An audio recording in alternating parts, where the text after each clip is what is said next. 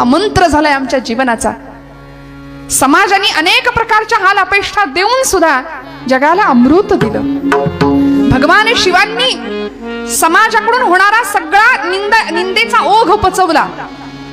समुद्र मंथनातनं निघालेलं हलाहल स्वतः प्राशन केलं आणि जगाला अमृताची सुधा दिली, संजीवन दिलं।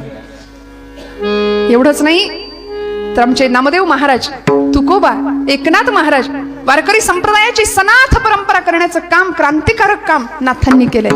म्हणून या सगळ्या मंडळींना जगाने निंदाच दिली पण अमृतासारखं काम केलं। म्हणून तुकोबाराय संतांना उपमा देतात अमृताची।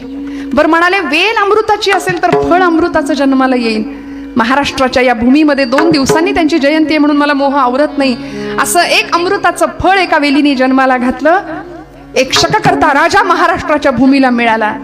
समाजाची अवहेलना पाहावली नाही म्हणून 5 वर्षाच्या लेकराच्या डोळ्यात स्वप्न पाहिलं होतं आणि त्याला विचारलं, बोल राज्य स्थापन करशील का?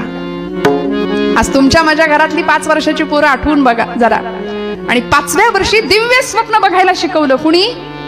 आईने। म्हणून मोठ्या माणसांवर जबाबदारी आहे बरं।